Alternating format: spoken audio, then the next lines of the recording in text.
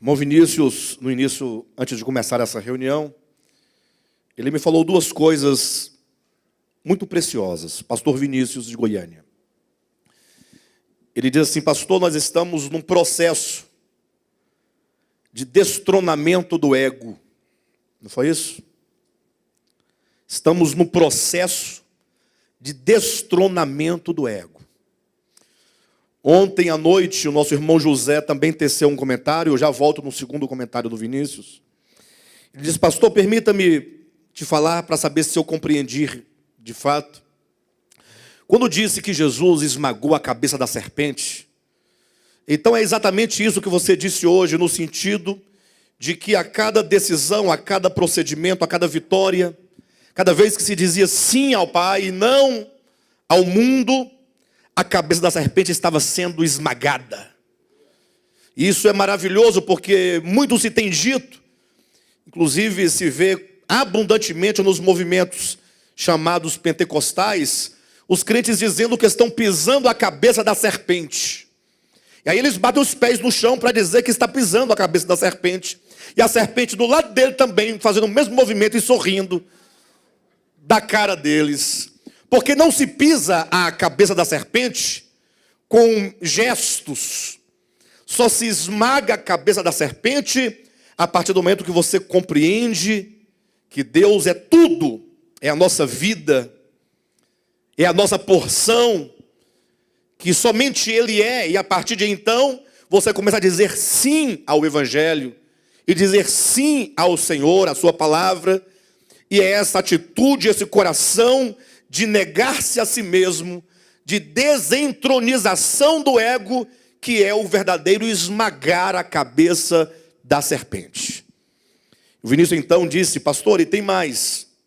A segunda coisa que disse o Vinícius, que toda essa complexidade que nós estamos tentando desmistificar aqui desde quinta-feira, e não é desde quinta-feira, mas ao longo da nossa experiência de ministério, não somente em Taguatinga, mas em São Paulo, em Goiânia, ele disse: o evangelho não é complexo deste modo, é simples. Agora, a complexidade ela existe em razão do tempo em que nós ficamos sendo educados de maneira errada. Ou seja, nos ensinaram tão erradamente e tão equivocadamente um evangelho tão espúrio e falso, que isso impregnou de nós de uma maneira tal que agora, para desconstruir isso, aquilo que é simples se torna complexo em razão da nossa mente que não está habituada à simplicidade do Evangelho de Jesus Cristo. E isso é verdadeiro, o Evangelho é simples. O Evangelho se resume no amor. O próprio apóstolo Paulo, inclusive, ele chegou no momento e disse assim: olha, é o seguinte, a lei, ela tem um resumo. Ela se resume em amar a Deus e ao próximo como a si mesmo. Romanos capítulo 13, salvo engano. Jesus Cristo também declarou que nós chegaremos à perfeição quando nós amarmos uns aos outros. E o que é o elo que une não somente os homens uns aos outros, tornando-os um? O que é o elo que une não somente os homens, mas une os homens à criação de Deus, ao mundo criado? E não somente os homens aos homens e os homens ao mundo criado, mas qual é o elo que une os homens a Deus? E por fim nos tornará uma unidade absoluta em torno do nome de Jesus Cristo, que é o Senhor, senão o amor. O amor é o vínculo da perfeição. Então, isso é simples, o amor é simples, amar é simples. Mas a complexidade está no nosso coração egoísta, que não aprendeu ainda, que nós não temos nenhuma importância em nós mesmos, senão que toda a nossa importância consiste em cumprir a vontade de Deus. Quando nós nos colocamos segundo o propósito de Deus, ganhamos dentro desse propósito a importância devida daqueles que então expressam e manifestam o amor de Deus.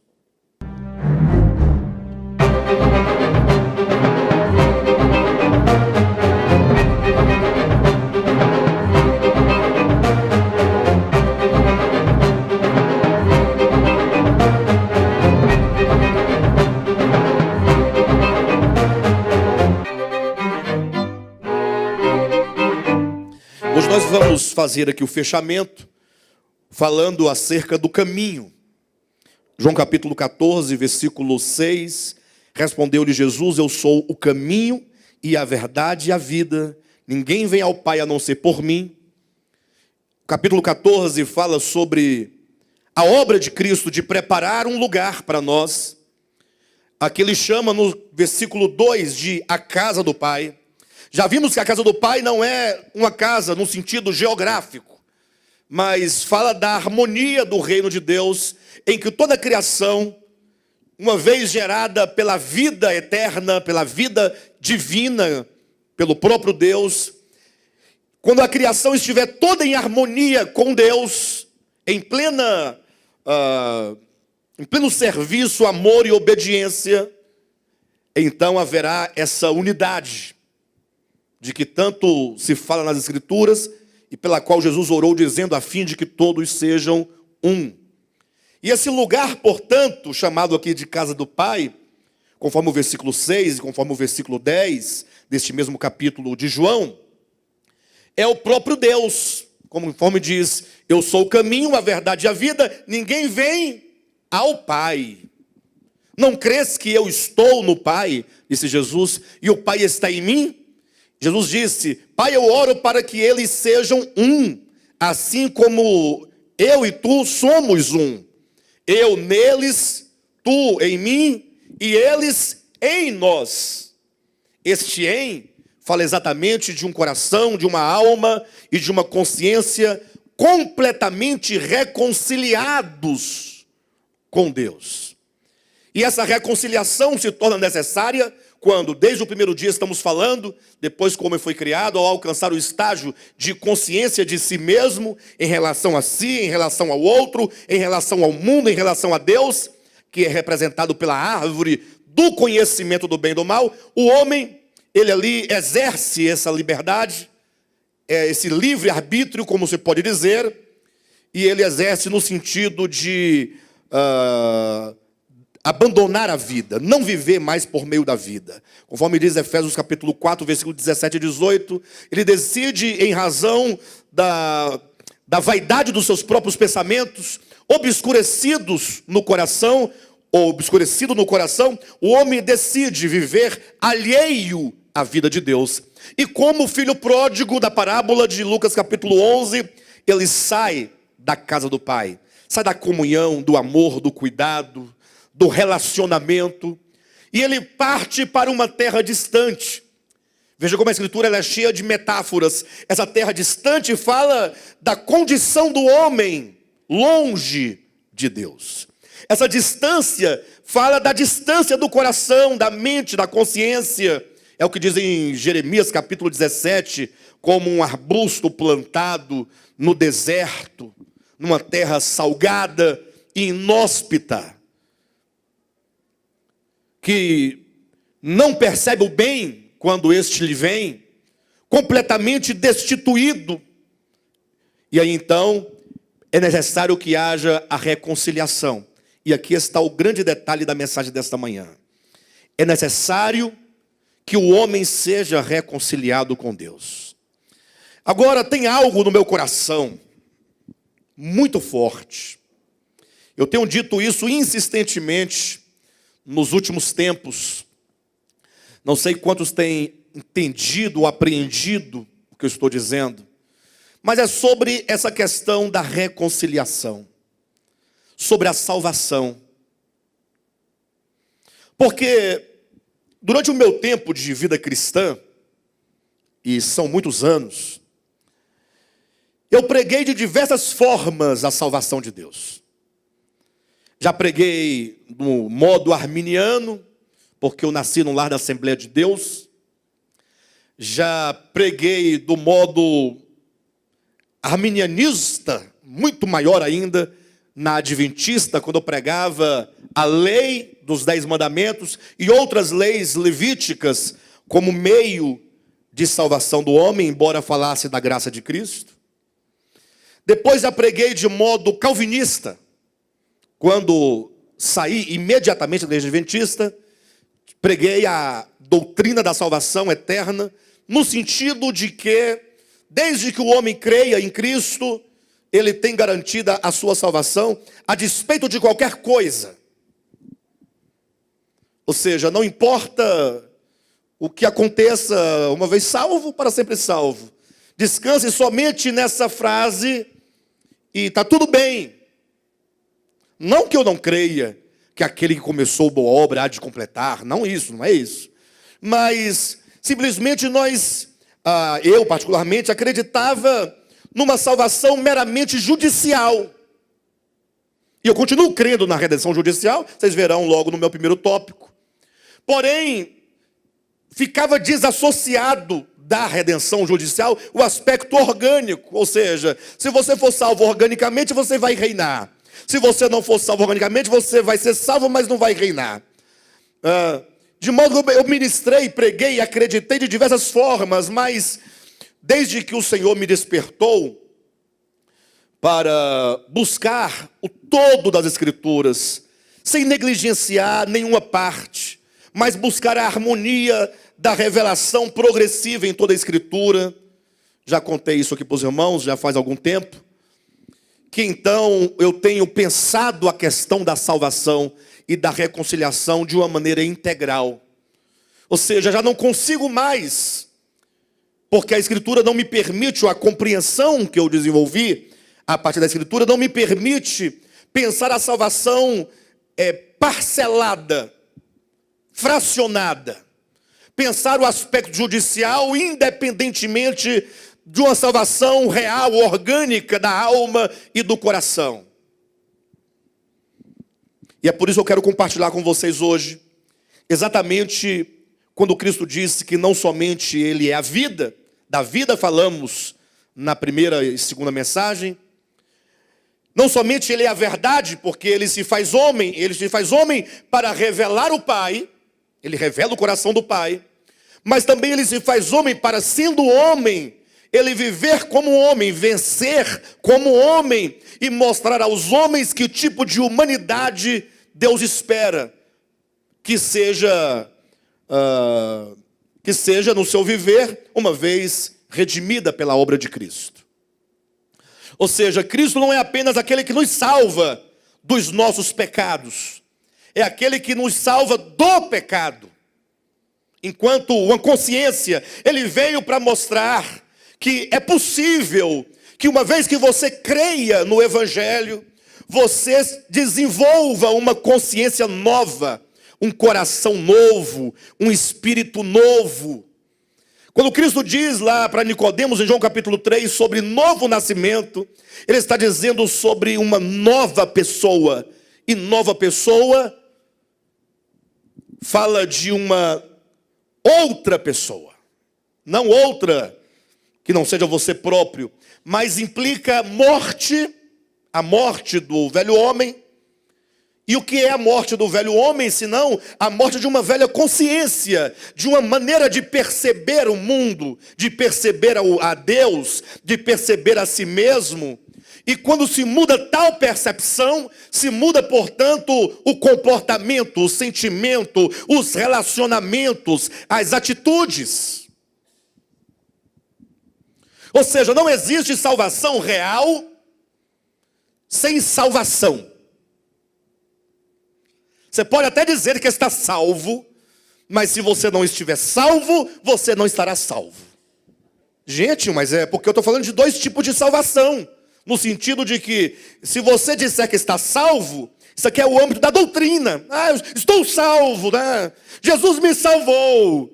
Mas se você não estiver salvo, se esse evangelho não é poder de Deus, que muda o coração, tira o coração de pedra e coloca um coração de carne, que seja sensível, que você sinta você mesmo, sinta Deus em você, sinta o outro, perceba o outro, sinta Deus no outro, não há salvação real. O evangelho, ele nos dá um novo coração, um novo espírito, uma nova vida, é nascer de novo. Interessante que nascer de novo é exatamente nascer de novo. Porque a primeira vez nascemos da carne. Nascer da carne implica que nós nascemos de Adão e herdamos uma consciência caída, um coração caído. Infelizmente, ao longo do tempo, nós vemos aí, até muitas vezes chegamos a anunciar isso, de que pregando essa verdade em termos doutrinários, em termos de você pegar um quadro e sistematizar e explicar cada termo no grego, ou seja, no hebraico, em qualquer língua que você quiser, observando a semântica das palavras, das frases, analisando ali exegeticamente. Mas a questão é que nós somos chamados a receber o Evangelho. Nós somos chamados a crer no Evangelho. E isso não acontece de outra maneira, senão de uma maneira orgânica. O judicial é extremamente importante, mostrarei isso para os irmãos. Mas se o judicial permanecer apenas como judicial, ele só tem alguma eficácia no próprio Cristo, que enquanto homem viveu como homem, venceu como homem, e entrou nos céus e entrou no Santo dos Santos. Agora, para que esse judicial cumprido por Cristo seja para mim, de maneira prática, e quando eu me aproprio desse judicial, ele se torna para mim, portanto, orgânico. Não há como separar os aspectos, embora eles existam do ponto de vista didático, mas a experiência da salvação não pode ser dicotomizada. Ela deve ser integral. Amém? Bem, e portanto Cristo diz aqui, eu sou o caminho, a verdade e a vida. Sobre a vida nós já falamos, sobre a verdade mostramos como que ele, Cristo encarnado no seu viver, ele é a verdade porque ele manifestou com exatidão quem é o Pai e como se deve viver a vida humana unido com o Pai, sendo um com o Pai. Chegamos hoje no eu sou o caminho. A questão do caminho. Interessante, não sei quantos já atentaram para o livro de Atos, mas no livro de Atos, os crentes, os discípulos de Cristo, eles são chamados de vários nomes, desde chamados de cristãos, eram também chamados de hereges, mas, sobretudo, eles eram chamados de os do caminho, aqueles que são do caminho.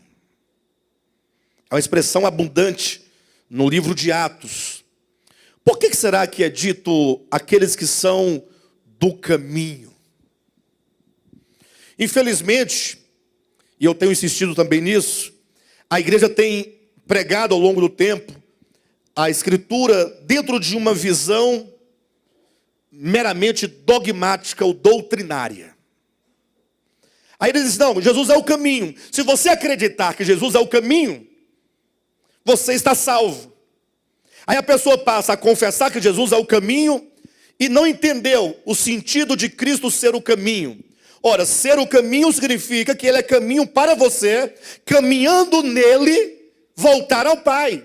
É um caminho a ser percorrido. O caminho não é para ser acreditado, não é para ser exibido meramente, pintado.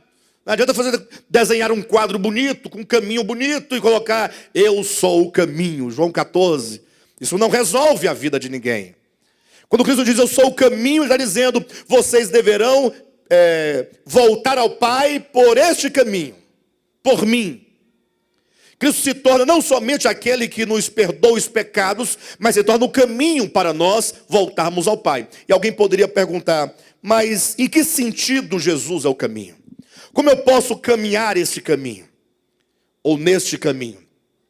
E aí esse caminho, ele se apresenta na Escritura, embora integral, entendam que nós vamos dicotomizar apenas no âmbito didático, mas no âmbito da experiência deve ser entendido de forma integral, que não se desassocia, mas que se une, se reúne e se junta.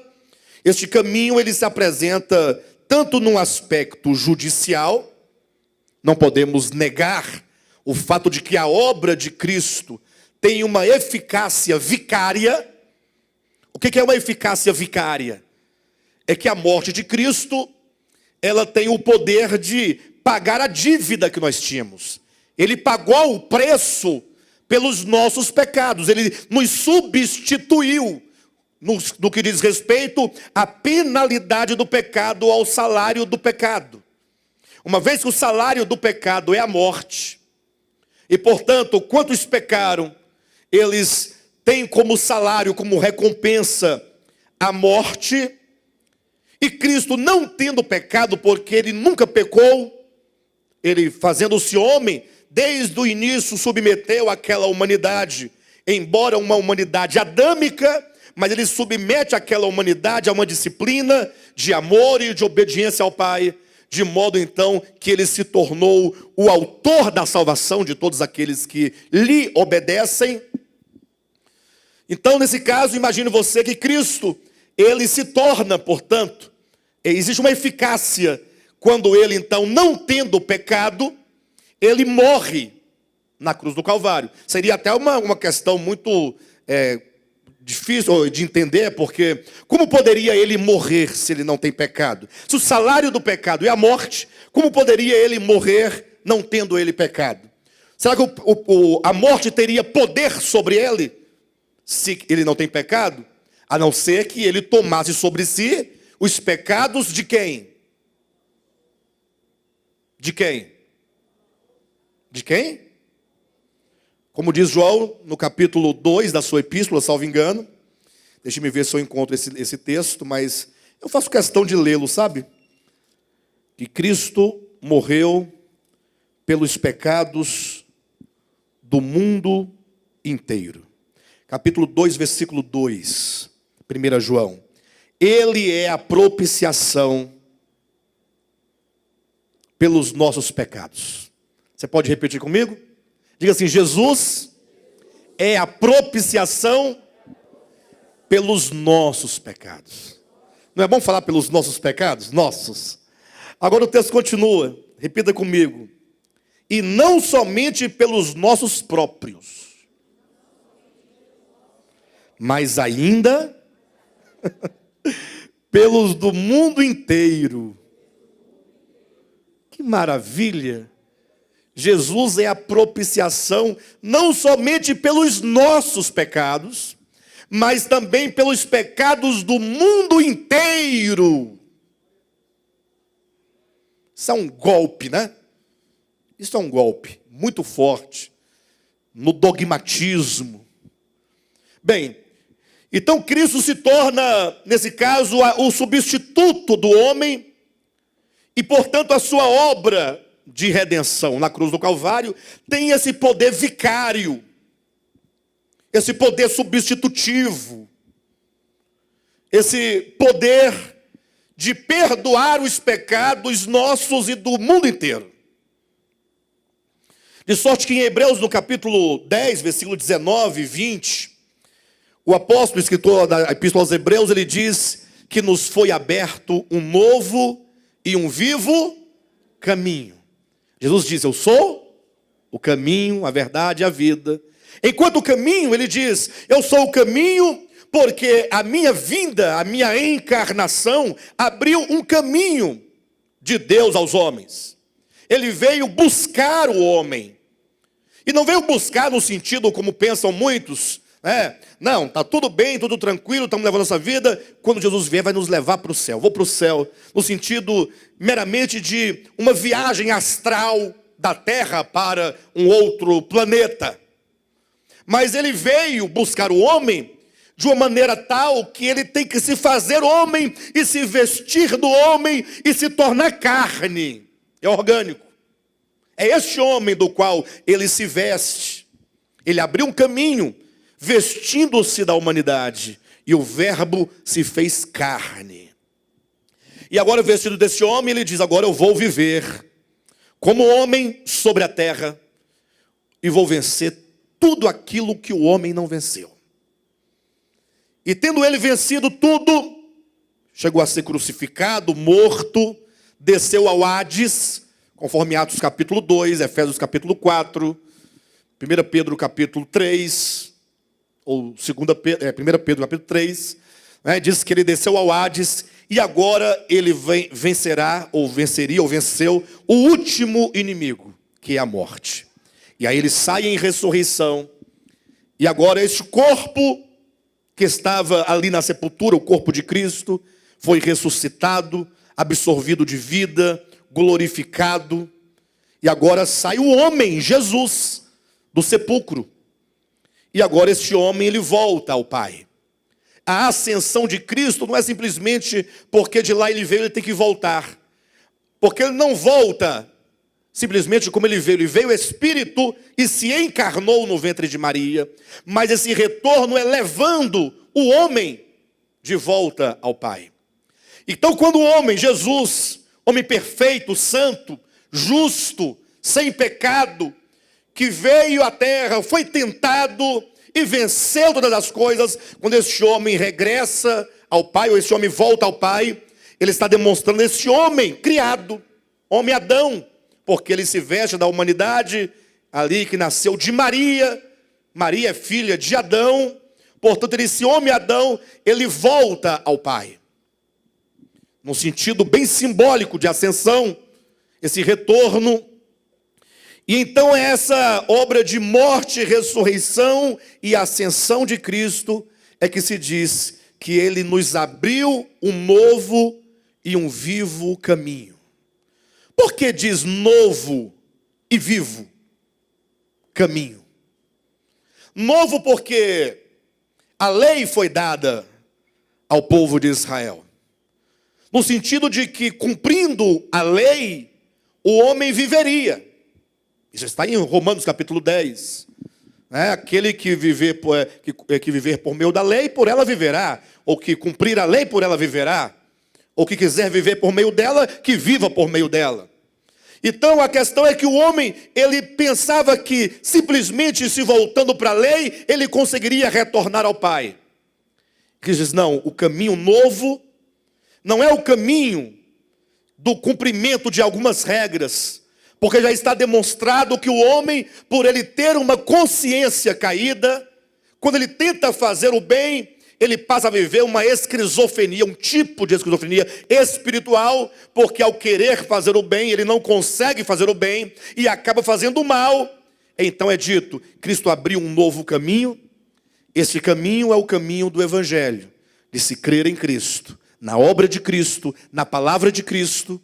E quando então se crê verdadeiramente, esse crer que é orgânico, que é do coração, falarei daqui a pouco sobre isso, melhor. Então uma nova mente, uma nova consciência, um novo coração vai sendo gerado. Esse novo caminho que nos leva a Deus é o caminho da graça, é o caminho da fé. É um caminho judicial. Pastor, então se eu crer em Cristo não estarei salva? Sim. Quando você crê no coração, verdadeiramente você se apropria do perdão de Cristo ministrado por intermédio da sua morte. Seus pecados estão todos perdoados. A culpa é retirada. Deus, ele imputa ao homem que crê a sua própria justiça. E você é declarado por Deus justo. Mas tudo isso dentro de um âmbito meramente judicial. Deus te olha e fala, aqui está o meu filho redimido. Mas que precisa passar por um processo de transformação, de santificação, de edificação. É daí que entra o caminho, Cristo enquanto caminho, mas enquanto um caminho orgânico. Abra sua Bíblia rapidamente, por gentileza. Em Mateus capítulo 7, versículo 14, e veja aqui do modo como é dito que há um caminho tão gracioso, mediante a fé, na obra vicária de Cristo, em Hebreus capítulo 10. Vocês sabem que Mateus capítulo 5, 6 e 7, esses capítulos são chamados de o sermão do monte, ou da montanha. E nesta porção do Evangelho de Mateus, Jesus ele fala acerca do reino de Deus. E ele fala acerca dos cidadãos do reino de Deus. Ou seja, ele fala exatamente como é o reino de Deus, qual é a lei do reino de Deus e como é o cidadão do reino de Deus. Se você começar aqui, a partir do capítulo 5, eu já vou ler o texto que eu pedi para os irmãos abrirem, mas Jesus começa dizendo coisas diferentes do que nós costumamos ver, ouvir ou mesmo pensar. Ele diz as bem-aventuranças, ele fala sobre os humildes de espírito, sobre os que choram, sobre os mansos, os que têm fome e sede de justiça, sobre os misericordiosos, os limpos de coração, os pacificadores, os perseguidos. Observa como que essas coisas que Cristo fala aqui nas bem-aventuranças são coisas que me parecem não fazer parte do mundo em que vivemos. Ou se você, porventura, já ouviu dizer, pessoas que trazem tais características são pessoas derrotadas no mundo em que vivemos. O que são das pessoas humildes neste mundo em que vivemos? Dos que choram, dos que têm fome e sede de justiça, misericordiosos, limpos de coração, pacificadores, perseguidos. Essas pessoas têm lugar no mundo em que vivemos? Mas Cristo vai dizendo que tais pessoas com tais características e disposição de coração, delas são o reino. É uma descrição da natureza, do coração dos cidadãos do reino de Deus. É uma coisa com a qual nós nos deparamos e pensamos, poxa vida, eu tenho um problema para resolver na minha vida. Porque se os mansos herdarão a terra, nós somos violentos. E olha que há toda espécie de violência. Talvez você veja uma pessoa muito tranquilinha, você fala, como aquela pessoa é mansa? Talvez ela seja mansa porque não tem coragem de dar um tapa, um murro, um golpe em alguém. Tem pessoas que são violentas, se você brincar, ela mete a mão na sua cara. Mas existem outros tipos de violência. Tem pessoas que conseguem praticar uma violência com 2 ou 3 palavras ditas bem baixinho. Eu conheci um homem que quando ele queria ofender muito uma pessoa, e ele era mineiro, nada contra os mineiros, nenhuma relação. Mas é porque os mineiros, eles comem as palavras, né? E ele só fala o final da palavra. Aí ele falava assim, ó. Tá. Só falava o tá. Vocês entenderam? O que ele quis falar? Às vezes não dá um golpe, mas às vezes uma palavra fere, destrói a vida de uma outra pessoa. Existem vários tipos de violência. Quando você despreza a pessoa, é uma violência. Enfim, mas nós nos deparamos então com um problema do tamanho do mundo, porque se for de nós sermos mansos, misericordiosos, pacificadores, humildes, aí o Senhor vai descrevendo um tanto de outras coisas nos capítulos seguintes, falando sobre a lei do reino dos céus, a lei da resignação, da não violência, de não pagar o mal com o mal, mas de pagar o mal com o bem. E depois que ele fala tudo isso, essa lei e essa natureza do reino de Deus, e é esse reino de Deus que eu penso que os cristãos buscam, que nós buscamos, a Jesus se refere dizendo que a prática de tudo o que ele disse até então é um caminho. Aqueles que são servos de Cristo, eles adentram por um caminho e por uma porta e começam a trilhar esse caminho. E esse caminho é um caminho orgânico de uma vida totalmente transformada conforme os preceitos e a natureza do reino de Deus, nos capítulos 5, 6 e 7. E ele se refere a isso dizendo no versículo 13 do capítulo 7, entrai pela porta estreita. Larga é a porta, e espaçoso o caminho que conduz para a perdição, e são muitos os que entram por ela.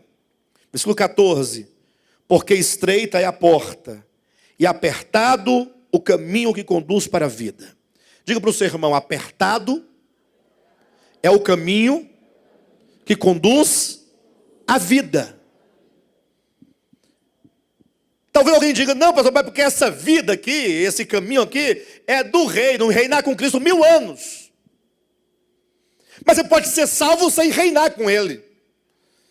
E aí eu fico pensando, e hoje eu posso pensar dessa maneira, como pode alguém ser salvo, estar salvo, e não reinar com Cristo?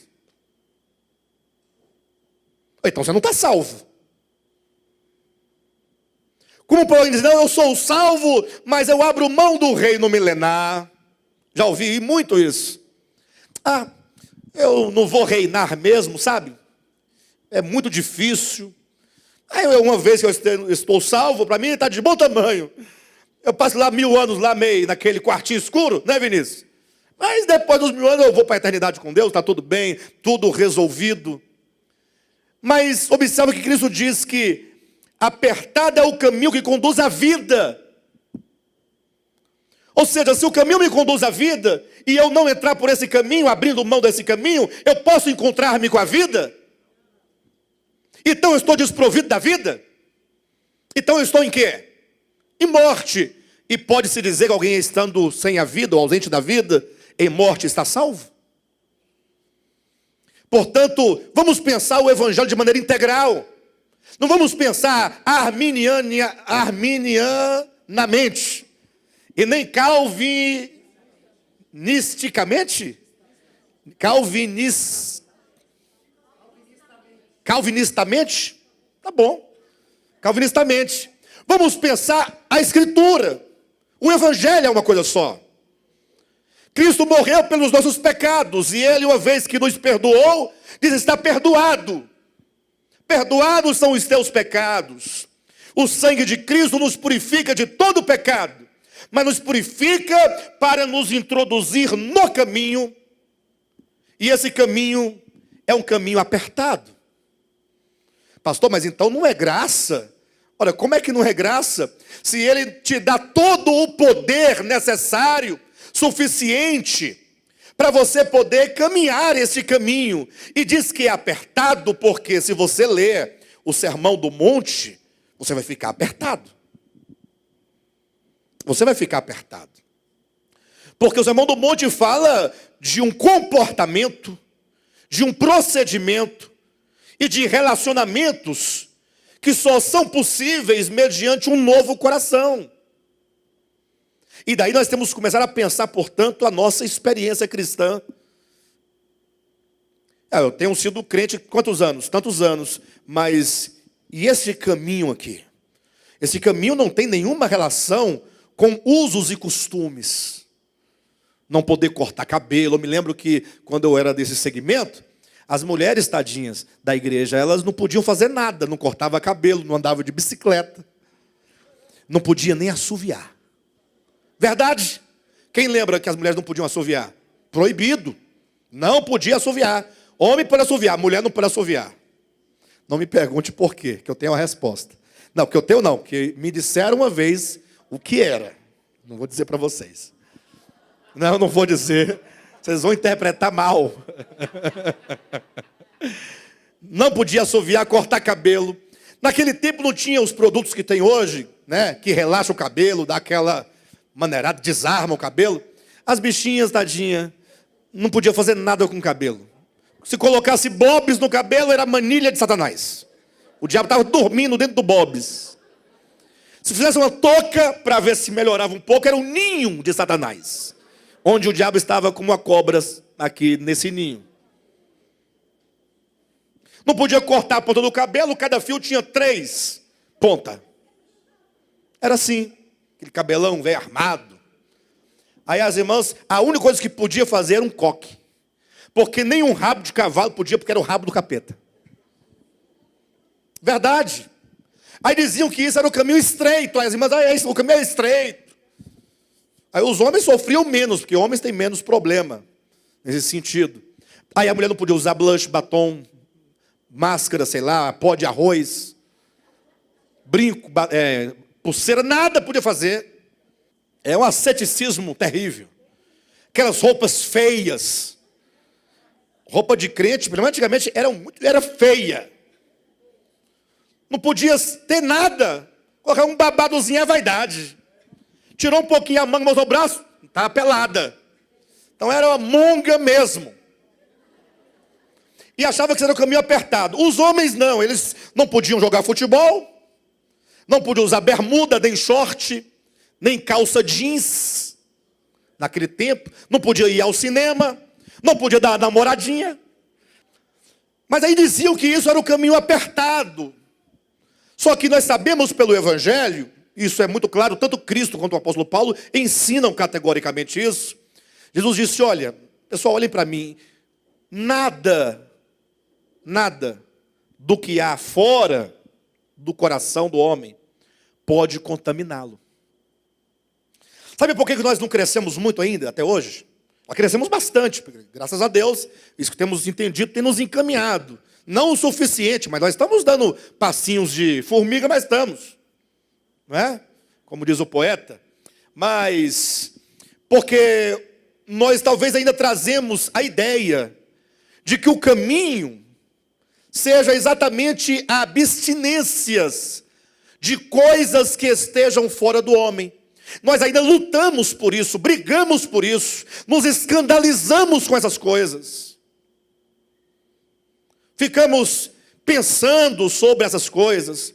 Aí, enquanto você está vivendo esse evangelho falso, mentiroso, de abstinências, e Cristo está dizendo, nada há fora do homem, nada, que entrando nele possa contaminá-lo. Aí, para que você não deixe de compreender, e diga que não compreendeu, palavras tão claras, ele diz, tudo o que entrando no homem, ou tudo que entra no homem, não pode contaminá-lo. Nada do que há fora contamina, tudo que entrando não contamina. Agora, ele diz, é do coração. Onde está o problema? Onde está o problema do homem? É aqui dentro. Por isso que nas bem-aventuranças você não vai encontrar bem-aventurados os abstêmios de vinho. Não tem. Porque isso é fácil. É fácil para quem? Para o pastor Josué. Nasceu no lar ascético, evangélico. Nunca viu um álcool na frente dele. A não ser aqueles álcool de ser de lamparina. O único que ele viu foi esse. Aí no dia que ele ouviu o evangelho da libertação, aí ele falou, então pode tomar cerveja. Aí decidiu experimentar. Já tinha 49 anos por aí, quando ele resolveu provar uma cerveja. Aí ele foi todo feliz, no mercado fez compra. Aí ele viu uma cerveja quente lá na prateleira, Heineken. Aquela bem amarga, sabe? Ruim que só. Tem quem goste, né? Aí ele falou assim, essa aqui tem um nome assim meio alemão, acho que eu vou levar essa, deve ser boa, né? Aí colocou no carrinho, só uma só. Garrafinha, colocou no carrinho. Foi todo feliz, com medo de alguém vir uma garrafinha dentro do carrinho, né? Aí chegou lá, chegou na casa dele. Aí ele pegou, foi tomar. Aí ele colocou para gelar. Aí ele abriu. Quando ele abriu, não, vou guardar para tomar mais tarde. Aí guardou ela aberta na geladeira. 2 semanas depois, a cerveja aberta, ele foi tomar. Aí tomou a cerveja amarga e choca. Aí ele falou assim, não gostei. Daí para frente, nunca mais quis saber de nada. Então, ele não precisa nem do evangelho para não beber cerveja ou vinho ou qualquer outra coisa. Não precisa do evangelho. Né, irmã Vera? Então é fácil. Agora, eu pergunto, e para quem é fácil? Bem-aventurados os humildes de espírito. Para quem é fácil? Esse ego, serpente viva dentro de nós. Aí está aqui dentro, ó, Jesus fala. O problema está no coração do homem. Não está fora. É verdade que tem muita gente, não são poucas, que fazem mau uso das coisas que estão fora. Mas aí é outro departamento. Aí talvez seja um outro problema, falta de domínio próprio. Ou talvez seja, a pessoa faz uso daquilo para aproveitar, ou mesmo inconsciente, revelar o que está dentro do coração. Mas aí se não tivesse bebido, o trem continuaria lá dentro, ó, não muda. Pastor, mas se a pessoa beber, vai ficar violenta e vai agredir as pessoas. Então tá bom, então quem não bebe não agride ninguém. Não é verdade? E também, já ouviram falar que espírito de bêbado é engraçado? Porque tem todo tipo de manifestação. Tem o bêbado macaco, né, fica abraçando todo mundo. Outro que fica rico. Tem um que fica bem humilde. Aí, não, mas eu sou culpado mesmo. Não, eu não valo nada mesmo. Você tem razão. Tem bêbado que fica numa humildade. Então você fica um valente. Aí quer bater, agredir, quer mandar em todo mundo. Hã? Bebo chorando, mas chora. Dá uma pena. Bem, mas eu quero dizer que o próprio Cristo ensina que o problema do homem é o coração. Está dentro do homem. O Brasil vive um problema de alcoolismo desde que os portugueses vieram para cá e deram pinga para os índios e trocaram pinga por mulheres. Aí de lá para cá veio alastrando. Aí depois surgiu a AA para ajudar o povo a se libertar. Mas isso é um problema de saúde pública. Alcoolismo é doença. Tem que tratar. Bem, mas o problema que Cristo fala está no coração. É do coração que procedem os maus desígnios. Aí ele vai falando tudo que procede. Paulo vai dizer em Colossenses capítulo 2, que essas coisas, como não toques nisso, não toque aquilo outro, não faça isso, não faça aquilo outro, essas coisas não têm nenhum valor contra a sensualidade, contra a carne, coração caído. Então esse falso evangelho, a que chamam de caminho estreito, ele não produz salvação. Ele produz uma vida ascética, um fingimento. Engana a pessoa a vida todinha, porque a pessoa ficou monga a vida toda. Meio-dia, o sol quente, com terno preto, gravata. O evangelho liberta tanto que há 10 anos eu fazia conferência essa hora, aqui engravatado, pescoço dessa grossura. A Michelle vai botar aqui pescoço, né? Mas apertado aqui, hoje eu venho de camiseta, eu estou livre. Pronto, aqui, ó. Apareceu um pedacinho do pescoço.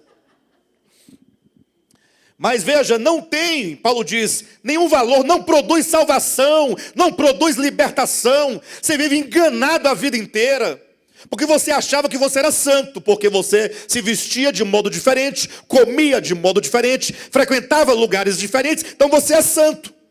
Mas você ficou toda a sua vida não sendo misericordioso, nem pacificador, nem humilde de espírito, nem manso. Continuou impuro, invejoso, maldoso, linguarudo, ladrão, falastrão, falador da vida alheia, roubador, mesquinho. Não mudou, porque não muda. O caminho estreito é o caminho do evangelho. Cristo ele construiu um caminho por meio da sua humanidade. Nós falamos disso ontem. Esse caminho se chama o quê? Quem sabe?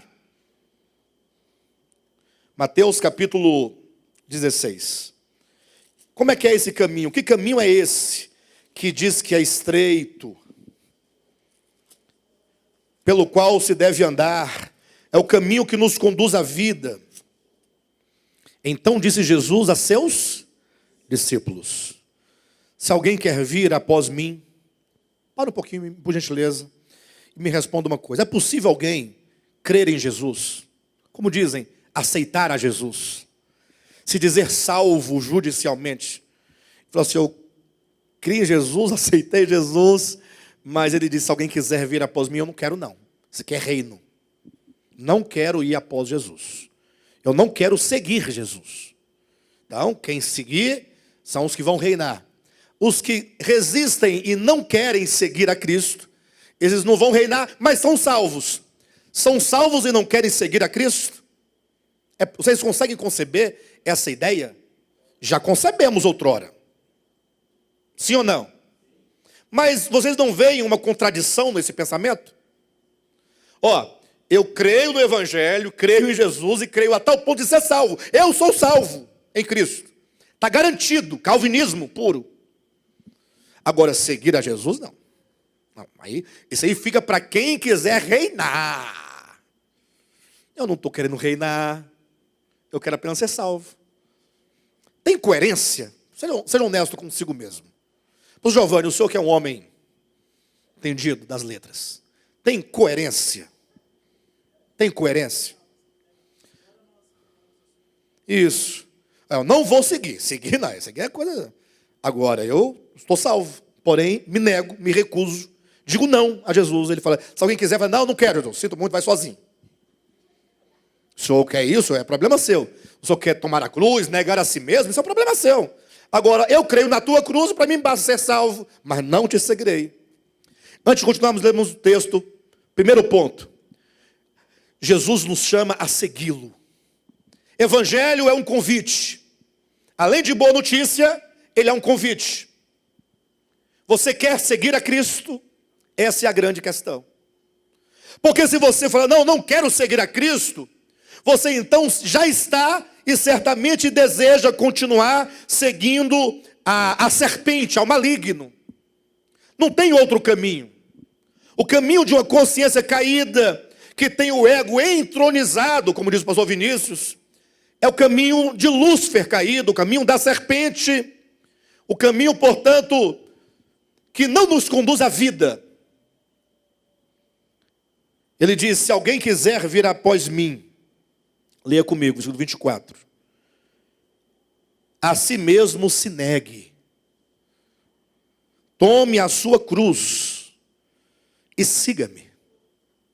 Ou seja, vida cristã e salvação efetiva inclui escolha, se alguém quiser, inclui decisão.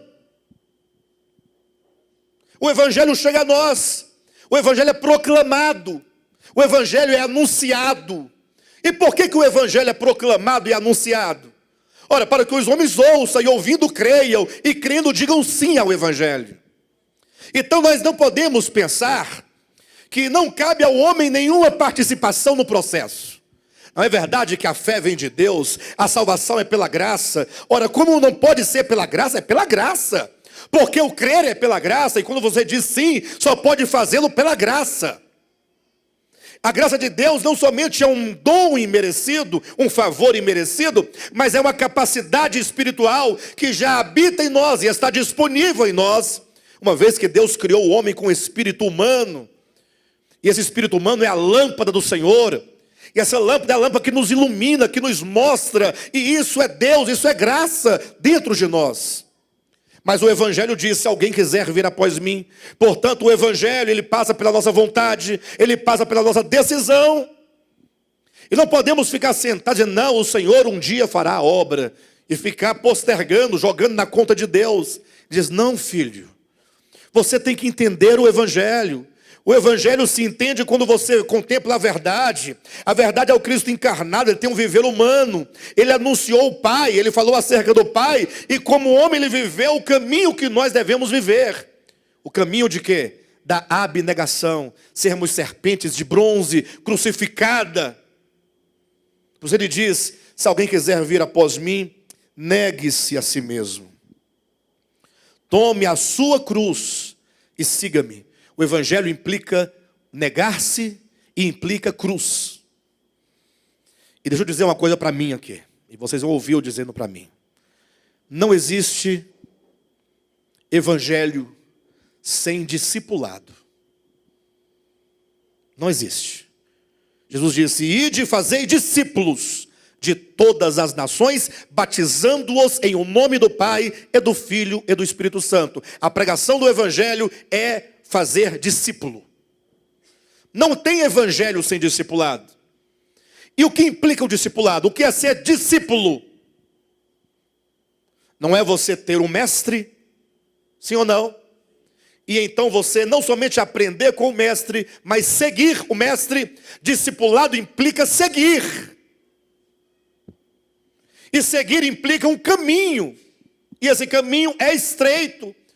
Não porque ele seja estreito, vou pegar o Vinícius aqui, porque a coisa mais natural para o homem sem o pecado é o caminho estreito que lhe é natural. O problema é que nós estamos tão incrustados no coração, né, de Lúcifer caído, da serpente, de Adão caído, velho homem, que nós pensamos, mas se eu for por aquele caminho, eu vou ter que deixar para trás isso. Há muitas coisas aqui velhas em mim, que eu terei que abandonar, eu terei que abrir mão. Eu terei que, a partir da minha decisão, da minha compreensão, pelo poder do Evangelho, do Espírito Santo, falar, eu tenho que abrir mão disto. Aí eu posso entrar por esse caminho. E aí muitas vezes nós não queremos fazer isso. Então não existe evangelho sem discipulado. Discipulado implica seguir caminho, seguir a Cristo. Se alguém quiser vir após mim, não existe evangelho sem discipulado. E não existe discipulado sem cruz. Por que não existe discipulado sem cruz? Porque aquele que foi à nossa frente, abrindo esse caminho, e mostrando esse caminho, e ele disse, eu sou o caminho, e eu estou indo, eu vou ao Pai, e quem quiser, venham comigo ao Pai, vamos voltar ao Pai, vamos todos juntos ao Pai. Aquele que fez isso, ele tomou a cruz, e disse, não apenas creio na minha cruz, que é suficiente para perdoar todos os pecados, mas tome você também a sua cruz. Está na Bíblia isso? Ou não? A cruz de Cristo não nos perdoa os pecados? Mas por que ele diz, se alguém quiser vir após mim, negue-se a si mesmo, tome a sua cruz e siga-me. Cada um aqui tem uma cruz. Tomar a cruz significa fazer morrer essa velha natureza. Hoje eu estou falando aqui para todos nós, começando por mim. O quanto de coisas velhas em mim que precisa morrer. Quantas coisas velhas tem em você que precisa morrer. Mas elas não morrerão enquanto você não ouvir o Evangelho e dizer, sim, eu quero. Porque dizer esse sim, eu quero, entra no conceito de crer. Crer não é meramente você falar, eu acredito. Se eu perguntar, quantos acreditam que Jesus veio ao mundo? Todos nós acreditamos. Quantos acreditam que ele morreu na cruz pelos nossos pecados? Todos acreditamos. Que ele ressuscitou? Todos acreditamos. Então nós cremos? Eu digo, não por isso. Porque nós também cremos em muitas outras coisas, ou acreditamos em muitas outras coisas. O crer, segundo a Bíblia, e até seria interessante nós usarmos um outro termo que eu ainda não tenho aqui em mente, para substituir a palavra crer. Não que o crer não seja o verdadeiro e deva ser usado crer. Mas porque esse crer já foi tão banalizado. Quem crê em Jesus, todo mundo crê. Está tão banalizado que as pessoas não percebem mais o significado da palavra crer. Quando uma palavra ela se torna muito usada, e usada sem nenhum critério semântico de fato, e nem experiencial, as palavras elas perdem o significado real para nós. Não diria. Se nós olharmos para João capítulo 6, Jesus Cristo ele dá um conceito de crer, não com uma palavra, mas dá um conceito em termos do significado do ato de se crer. Ele fala o seguinte, olha pessoal, vocês querem fazer a obra do meu Pai? Atenção, lá atrás, até aqui à frente. Vocês querem fazer a obra do meu Pai? Pergunta Jesus. Quem quer fazer a obra do Pai? Aqui. 4 pessoas, graças a Deus. Já temos 4, ué. Ó. Hoje, 4 é muita gente. Mas Jesus fala assim, querem fazer a obra do Pai? Primeiro tem que discernir o que é a obra do Pai. Não é sair fazendo coisas para Deus, colocando um véu na cabeça, roupa comprida, mão para cima, língua estranha. Para de bobagem. Isso é bobagem. Se alguém quiser fazer a vontade do meu Pai, ou que seja a obra do meu Pai, eu estou me referindo a João capítulo 6, saibam, a obra do meu Pai é esta. 2 pontos. Ele vai dizer a expectativa. Qual é a obra do Pai? Que vocês creiam naquele que por ele foi enviado. Ficou fácil. Não? Fácil. Crer em Jesus, pronto. Mas aí ele deu apenas o conceito de obra, é crer. Agora o conceito de crer se desenvolve em todo o restante do texto. João capítulo 6, versículo 37 em diante, ele vai dizer, sabe o que é crer? Aí ele começa a apontar, dizendo, olha, vamos começar por aqui. Crer é comer. Comer é absorver. Absorver é tomar para si a natureza, os nutrientes do alimento que se come. Eu sou o pão da vida. Se vocês comerem este pão, E esse pão, então, uma vez comido, recebido dentro de vocês, imagine agora que todas as proteínas, ou que sejam as vitaminas, ou os sais minerais, os nutrientes, pronto, deste pão, desse alimento, será absorvido por todo o seu ser. E haverá um metabolismo e um processamento desse alimento que vai entrar para a sua corrente sanguínea, para o teu ser. E esse alimento, portanto, vai te constituir. Crer é alimentar-se do pão da vida, é comer a carne de Cristo e beber o sangue de Cristo. Olha que coisa mais linda, Cristo é muito sábio. Ele querendo nos falar o que é crer, fala, não é simplesmente consentir. Não basta você falar que consente, é comer. Tomá-lo. Tu pega Cristo e você digere. Toma-o para dentro de si. Aí a irmã falou, aceitar a Cristo é o mesmo que recebê-lo. Eu pergunto, você quer receber a Cristo? Se ele entrar em você, ele vai mudar muita coisa. Então, é comer. Esse comer é um processamento para que agora aquele alimento se torne participante de você e você dele. Pastor, mas como se pode comer de Cristo e beber de Cristo? Aí Jesus explica, dizendo, olha, é verdade que a minha carne para nada aproveita. Não me refiro à minha carne física, mas as palavras que eu vos tenho dito, essas sim, são espírito e são vida. Aí você ouve as palavras, ouve o evangelho, ouça Cristo dizendo, atenção, aquela parábola do credor incompassivo. Vamos deixar de ler a Bíblia como nós líamos antigamente, lendo as histórias. Não, eu vou ler no sentido de ouvir as palavras de Cristo. Quem aqui já leu para ouvir? Cristo dizendo, havia um homem, um credor.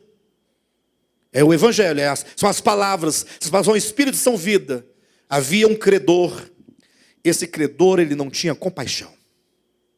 E alguém lhe devia um dinheiro. Só que esse homem também, esse credor, ele também devia a um outro superior a ele. Ele tinha para receber, mas também tinha que pagar a outro. Só que o que ele devia era uma soma muito grande. E um dia, mandaram chamá-lo e falou assim, olha, você paga ou você vai preso. E ele caiu prostrado, chorando, clamando, dizendo, olha, por favor, não me prenda, eu tenho filhos, eu tenho esposa, eu tenho família, eu tenho projetos, eu tenho planos. Se você me prender, você vai impedir toda a minha vida. Perdoa-me essa dívida. E eu falei, não, você está perdoado. Vem cá, me dá um abraço aqui. Perdoado, vai em paz, tranquilo, está livre. Gente, que coisa gostosa é ser perdoado. De verdade. Porque tem gente que diz que perdoa, mas está mentindo. Não perdoa. Fica esperando algum tempo para poder dar aquela espetada. Lembra? Mas quando se perdoa, perdoado. Livre. Eu não podia pagar a conta e fui perdoado. E lá vai ele todo feliz, perdoado. Quando ele encontra com outro que agora lhe devia a ele. Aí ele esqueceu do perdão recebido. Fala, vem cá você, volta aqui. Cadê o dinheiro que você me deve? O outro devia a mixaria, era tão pouquinho o que o outro devia. E ele, tão pobrezinho, caiu prostrado e disse, por favor, me perdoe. Eu tenho filhos, tenho esposa, tenho famílias, tenho um projeto, me ajuda. Ele falou assim, não, sinto muito, dívida é dívida. Ninguém mandou você fazer a dívida, fez porque quis. Problema seu. Você não pensou quando fez a dívida? Não pensou que não podia pagar? Agora você vai ter que comer o pão que o diabo amassou com o rabo.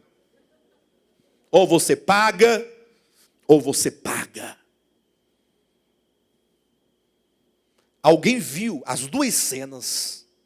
Viu quando este foi perdoado e saiu feliz, e viu quando este não perdoou. Isso é Cristo dizendo, Cristo inventou essa historinha. Contou uma historinha. Para você, eu, cada um de nós ouvirmos e refletirmos sobre o perdão. Aquele que viu as duas cenas correu para o primeiro lá, falou, olha, sabe aquele homem a quem tu perdoaste? Sim, o que tem? Rapaz, você tem que ver. Se encontrou com outro que lhe devia, bem pouquinho, e ele não usou de compaixão, ele não perdoou. Não perdoou. Foi quando então o primeiro lhe chamou, falou, mas você não foi perdoado? Quem aqui foi perdoado por Jesus Cristo? Verdade? Muitos pecados ou poucos pecados? Agora, quando nós nos encontramos com alguém a quem devemos perdoar, às vezes uma fraqueza, uma falha, mas foi pensado, aí foi maquinado. Por que nós não perdoamos? Por que carregamos isso? Então, crer no Evangelho não é contar as histórias que Cristo contava. Porque a palavra que Cristo contou não é a palavra de Deus. A história não é a palavra de Deus. A palavra de Deus é o sentido que aquela parábola produz. Porque você pode mudar toda a estrutura, todos os personagens e manter a ideia. Essa ideia é o Espírito e vida. Espírito e vida é a mensagem do perdão. Vocês entendem isso? Então a gente fica decorando a Bíblia. Já li a Bíblia 10 vezes. Todo ano eu leio a Bíblia. Eu faço, como é que diz? O ano bíblico, leitura, como é que é? Plano anual, leitura, ano bíblico que a gente falava. Eu me lembro que eu falava ano bíblico, né? Não sei. Leia a Bíblia em um ano, tem um projetinho. Aí tem dia que você lê 3 capítulos, lê 4. Se você não falhar nem um dia, no final do ano, no último dia, você vai estar lendo de Apocalipse 22, feliz. Lá, lê a Bíblia toda, feliz. Já li a Bíblia 10 vezes. Uma vez eu conversei com a pessoa começou assim a nossa conversa. Eu já li a Bíblia 32 vezes. Eu falei, opa, calma aí, deixa eu dar um passo para trás, com quem que eu estou falando? Com quem que eu estou falando? Mas você pode ler 1 milhão de vezes. A Bíblia não muda nada a vida de ninguém. A palavra de Deus muda. Ela é espírito e vida. E se você ouvir o Evangelho, ouvir a palavra de Cristo e permitir que essa palavra entre em você, ela será constituída dentro de você. O poder do Evangelho vai transformar o coração, a mente, a alma, os pensamentos. E essa transformação vai ditar o nosso comportamento. Lógico que você vai ser humilhado, você vai ser escarnecido, você vai ser zombado, mas você vai perdoar, você vai amar. Amar a Deus, amar os homens. O caminho é estreito. Então não existe evangelho sem discipulado, não existe discipulado sem a cruz. E portanto o caminho estreito é sinônimo do negar-se a si mesmo, é sinônimo da cruz. Se nós entendemos exatamente o Cristo de Deus enquanto homem crucificado, nós saberemos exatamente o que é a verdade. E essa verdade não é verdade para ser acreditada, mas é para ser crida, para ser recebida, absorvida. Eu creio que não existe nenhum outro caminho que nos leve a Deus, senão o caminho da abnegação, o caminho da cruz. Que Cristo tomou para si. E enquanto a cruz dele, o negar-se dele para mim, é apenas judicial, mas que sendo judicial e perdoando todos os meus pecados, é o convite para que eu siga Cristo, agora negando a mim mesmo e tomando a minha cruz. Razão porque o que inicia o homem no caminho do discipulado é o batismo. Batismo em água. O problema é que esse batismo em água se tornou um rito de introdução e de iniciação na fé. O que nunca deveria ter acontecido. Eu já fui batizado. Batizei. Não, aquele batismo lá é um símbolo da sua confissão. Eu estou me unindo a Cristo na sua morte. Ou seja, eu creio que o caminho da vida é a morte. É morrendo. Não há como provar a vida, ou que seja a ressurreição, sem a morte. Preciso morrer com Cristo. E o batismo representa ressurreição, sair em novidade de vida. E portanto, logo o batismo no início da fé cristã, em água, ele já aponta para o caminho, morte e ressurreição. Então nós somos convidados, portanto, a isso. E aí é onde você, ao ouvir o Evangelho, precisa passar por algumas etapas. Primeiro, é a etapa da compreensão. Vocês compreendem que o Evangelho deve ser crido, recebido, dentro? Vou usar aqui o apelo dos evangélicos. Você aceita a cruz? Você aceita que você deve perdoar? 7 vezes 7? Não, 70 vezes 7. Ou seja, que você vai perdoar quantas vezes? Não tem vezes. Você pode multiplicar. É perdão, vida cristã é perdão. Cristo perdoou, devemos nós perdoar. Nada de invocar Moisés ou os profetas para sair lançando maldição em ninguém. Não é perdão. É graça, é misericórdia, é acolhimento, é bondade. É socorrer o inimigo que está caído lá. Inclusive eu quero fazer aqui um elogio público ao segmento que às vezes tanta gente critica, né? Os adventistas do sétimo dia. Não sei se vocês ficaram sabendo, que nessa procissão agora do dia 12 de outubro, lá para Aparecida, não tem aquele rito? A romaria, os católicos levando cruz, pedra na cabeça. Aí geralmente os crentes ficam olhando e fica, né? Bando de idólatra. Vão tudo queimar. E tem base bíblica, vai até lá para Jeremias, Isaías, pegar o cesto da idolatria. E Deus, de fato, ele aborrece a idolatria. Não estou justificando nada. Mas os adventistas fizeram um ato muito nobre. Eles armaram várias campanas em vários trechos da romaria, porque são quilômetros e quilômetros, né? E as pessoas andando dias e dias, sem comer, sem beber água, no sol quente, cai a pressão, dá bolhas nos pés, com fome, desmaiam. Então os adventistas que têm um trabalho de saúde, médicos e enfermeiros, eles armaram várias campanas ao longo da estrada para que esses romeiros pudessem entrar e aferir a pressão, tomar uma água, comer um lanche, cuidar dos pés, fazer uma massagem, para eles poderem prosseguir com saúde. Que coisa bonita! Mas você está colaborando? Não, gente, para! A idolatria é deles e Deus. Eu estou cuidando do ser humano que é cego, ignorante. É só o ser humano. A massagem não é na estátua, é no ser humano. O pão aqui, o lanchinho, é porque ele está com fome e tem 4 dias que não come e está desmaiando. Agora, se ele vai levar uma estátua na cabeça, isso não é comigo, eu estou cuidando do outro. Que coisa mais bonita! Eu achei lindo. Achei maravilhoso. Porque pelo menos quebra um pouco essa religiosidade, esse espírito de acusação, de disputa, e ver o outro independentemente da sua fé. Foi o que Cristo ensinou quando contou lá a parábola do samaritano. O samaritano socorreu um judeu, eles eram inimigos ferrenhos.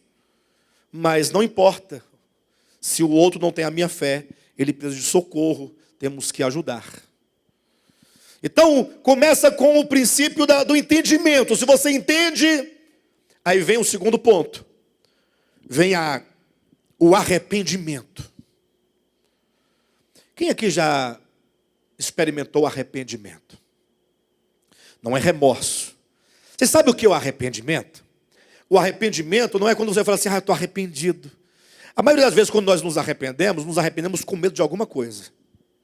Você faz uma coisa errada, você se arrepende, mas não é arrependimento, é medo do que pode acontecer em consequência do que você fez. Aí você fica com medo de Deus pesar a mão, com medo do diabo, com medo de abrir brecha para Satanás, né? Com medo, se alguém descobrir o que vai acontecer, aí você corre e se arrepende para ver se Deus te protege. Mas é medo da consequência. Isso não é arrependimento. O arrependimento, na palavra grega metanoia, ele só acontece quando ocorre mudança de mente e de disposição. É quando no seu interior você tinha por certo, por seguro, por garantido, ou você tinha por melhor para a sua vida o caminho do ego, você tinha o caminho das lutas, das disputas, da estratificação, do egoísmo, da avareza. E você ouviu o evangelho, e quando você ouviu, você falou assim: puxa, eu estou no caminho errado. Eu estou agora me atentando para o fato de que esse caminho está errado. E eu não posso simplesmente continuar nesse caminho. Aí é gerado na sua mente, no seu coração, uma disposição de mudança real.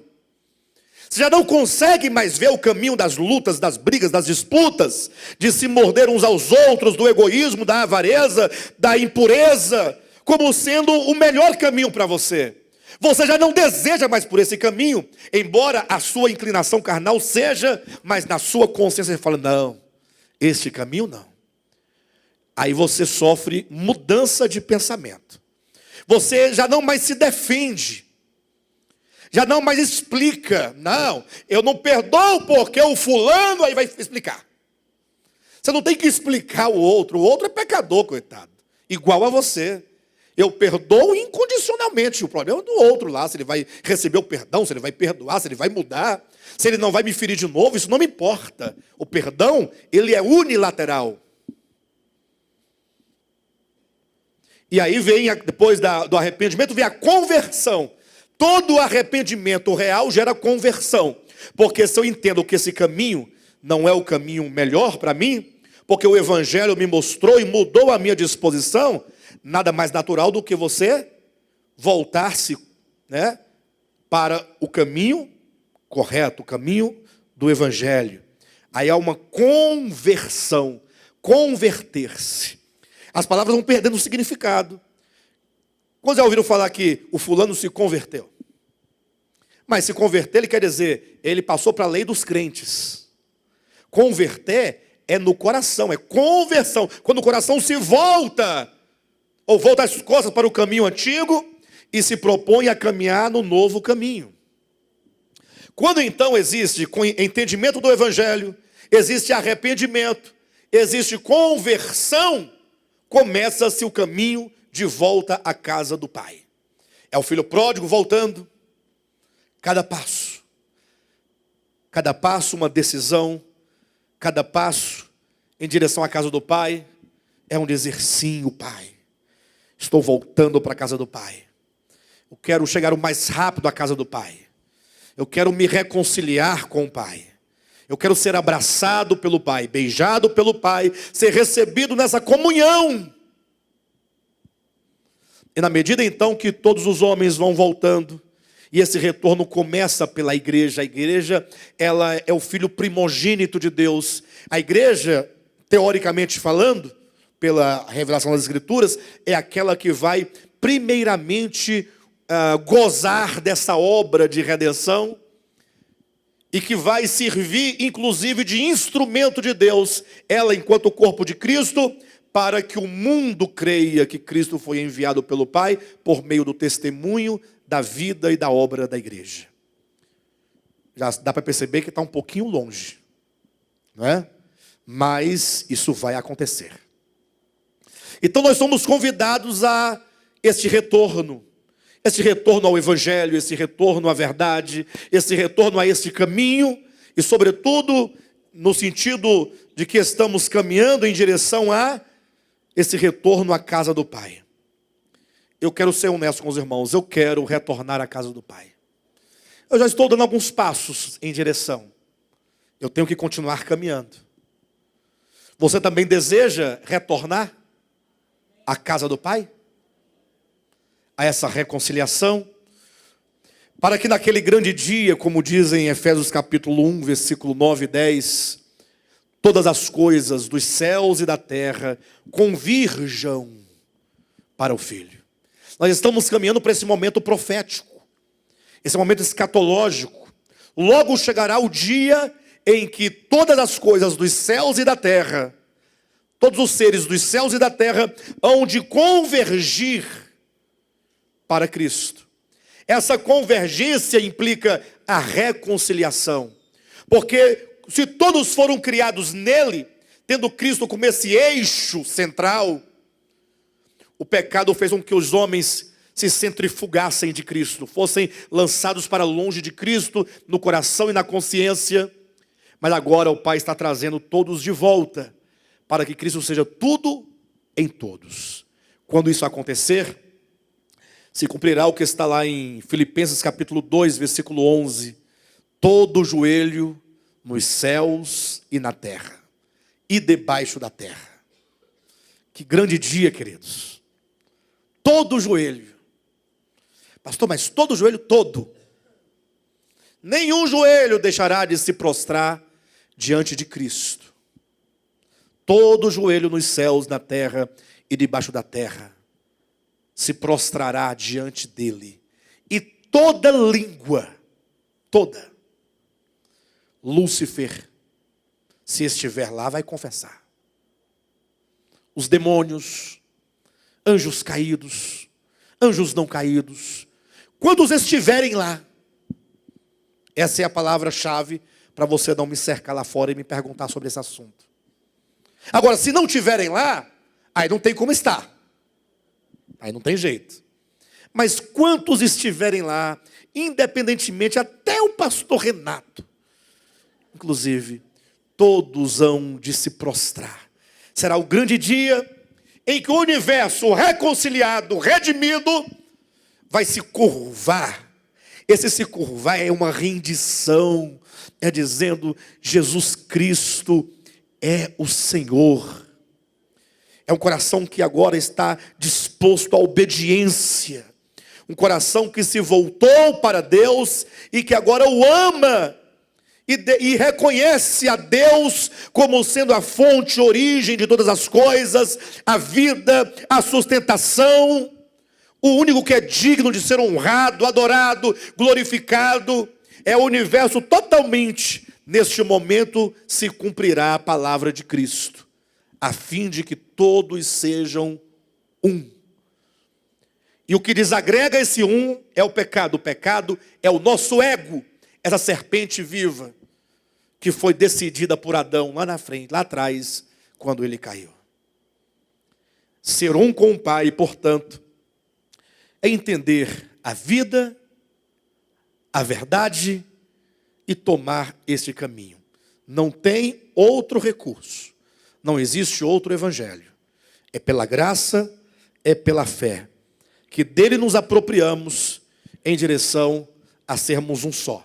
Não é razão que o Apocalipse ele se encerra, a história se encerra, tendo a nova Jerusalém, que descida do céu, está ali meio que suspensa nos ares.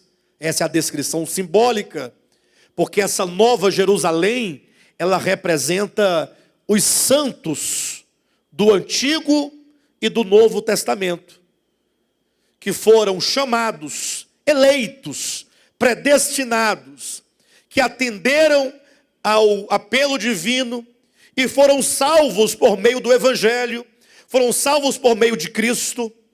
Eles trilharam o caminho estreito, esse caminho que é Cristo, viveram esse negar a si mesmo e esta cruz, mas porque eles são eleitos e predestinados, recortados e colhidos de toda a terra, eles são a noiva do Cordeiro, a noiva de Cristo, que descida do céu, agora um novo céu e uma nova terra, vai governar e vai servir de sacerdócio para poder servir as nações sobre a terra.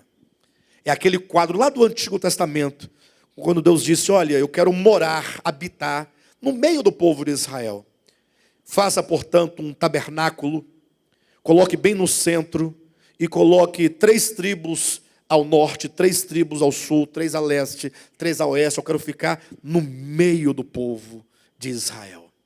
Se essa cabana, esse tabernáculo, representa então o que está lá em Apocalipse, vi descer do céu a nova Jerusalém, e ouvi uma voz que dizia, eis o tabernáculo de Deus, que é a habitação de Deus, que é a igreja de Cristo Jesus, Antigo e Novo Testamento, essa igreja de primogênitos eleitos, predestinados, que foram redimidos, foram transformados, conformados e glorificados, Agora, e as nações sobre a terra, reconciliadas com Deus, Deus habitando no meio dos homens. É a maior figura da reconciliação. Todos sendo um. Mas não é um acordo, nem um contrato. É um no coração, na mente, na consciência. O amor, por fim, vencerá.